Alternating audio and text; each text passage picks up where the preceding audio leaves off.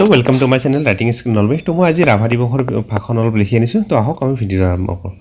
নমস্কাৰ। আজিৰ সভাৰ সভাপতি মহোদয়, সন্মানীয় অতিথিবৃন্দ, শ্ৰদ্ধাৰ শিক্ষাগুৰুসকল আৰু মোৰ মৰমৰ বন্ধু বান্ধৱী দাদা বাইদেউসকল, আমি সকলোৱে ইতিমধ্যে গম পাইছোঁ যে আজি হ'ল ৰাভা দিৱস।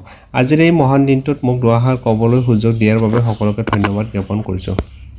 মোৰ বক্তব্যৰ আৰম্ভণিতে সকলোকে ৰাভা দিৱসৰ বহুত শুভেচ্ছা জ্ঞাপন কৰিলোঁ। ৰাভা দিৱস আমাৰ কাৰণে এটা অতি গুৰুত্বপূৰ্ণ দিন।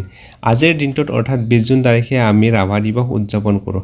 আজিৰ দিনটোত আমি অসমৰ এগৰাকী মহান ব্যক্তি কলাগুৰু বিষ্ণুপ্ৰসাদ ৰাভাক স্মৰণ কৰোঁ। এই মহান ব্যক্তিজনাৰ 1909 চনৰ 31 জানুৱাৰী তাৰিখে ঢাকাত, যি বৰ্তমান বাংলাদেশৰ ৰাজধানী, তাত জন্ম হৈছিল। তেখেতৰ পিতৃৰ নাম আছিল গোপাল চন্দ্ৰ ৰাভা আৰু মাতৃৰ নাম আছিল গেঠি ৰাভা। বিষ্ণুপ্ৰসাদ ৰাভাদেৱে প্ৰাথমিক শিক্ষা ঢাকাত, হাইস্কুলীয়া শিক্ষা তেজপুৰত আৰু কলেজীয়া শিক্ষা কলিকতাত গ্ৰহণ কৰিছিল।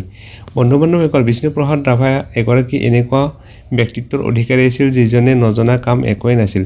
তেখেতে এগৰাকী সুনিপুণ গল্পকাৰ, নিবন্ধকাৰ, নৃত্যশিল্পী, বাদ্যশিল্পী, নাট্যকাৰ, সুদক্ষ অভিনেতা, খেলুৱৈ, সুগায়ক আছিল।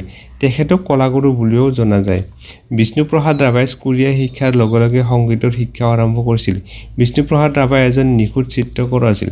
তেখেতে বহুতো চিত্ৰ আঁকিছিল। তাৰ ভিতৰত শ্ৰীমন্ত শংকৰদেৱৰ চিত্ৰ আৰু বাঁহী আলোচনীৰ বেটুপাতৰ বাবে অঁকা 7খলপীয়া সিংহাসনৰ ছবি উল্লেখযোগ্য।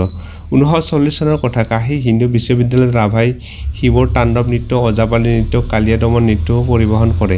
তেখেতৰ নৃত্য দেখি সেই সময়ৰ কাশী হিন্দু বিশ্ববিদ্যালয়ৰ উপাচাৰ্য দাৰ্শনিক পণ্ডিত সৰ্বপল্লী ৰাধাকৃষ্ণন মুগ্ধ হৈছিল। বিষ্ণুপ্ৰসাদ ৰাভা এজন বাদ্যশিল্পী আছিল। তেখেতে বিভিন্ন প্ৰকাৰৰ বাদ্য বজাব জানিছিল।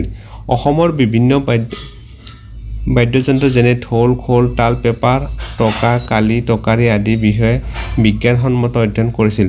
বন্ধু বান্ধৱীসকল, ছাত্ৰ ছাত্ৰীসকল, এই মহান গুণৰ অধিকাৰী ৰাভাদেৱ কথা কৈ শেষ কৰিব নোৱাৰি। এই মহান ব্যক্তিগৰাকী 1969 চনৰ 20 জুন তাৰিখে আমাক কন্দুৱাই পৰলোকলৈ গমন কৰে। সেয়েহে কলাগুৰু বিষ্ণুপ্ৰসাদ ৰাভাদেৱক শ্ৰদ্ধা ভক্তি জ্ঞাপন কৰাৰ লগতে তেখেতৰ গীত মাতসমূহ চৰ্চা কৰাৰ কাৰণে আমি প্ৰতি বছৰে 20 জুন তাৰিখ ৰাভা দিৱস হিচাপে পালন কৰোঁ। শেষত এইখিনি কৈ মই মোৰ বক্তব্যৰ সামৰণি মাৰিবলৈ ওলাইছোঁ, আৰু কিবা ভুল ভ্ৰান্তি হ'লে মোক মাফ কৰিব। ধন্যবাদ। তো এইখিনি আছিল ভিডিঅ'টো। তো যদি ভিডিঅ'টো ভাল লাগিলে আৰু হেল্পফুল বুলি ভাবিলে, তেতিয়াহ'লে আপোনালোকে মোৰ চেনেলটো প্লিজ ছাবস্ক্ৰাইব কৰি দিবলৈ একেবাৰে নাপাহৰিব। লগতে মোৰ প্লে'লিষ্টত থকা অন্যান্য ভিডিঅ'বোৰ চাব, সেইবোৰ বহুত দৰকাৰী ভিডিঅ' দি আছে।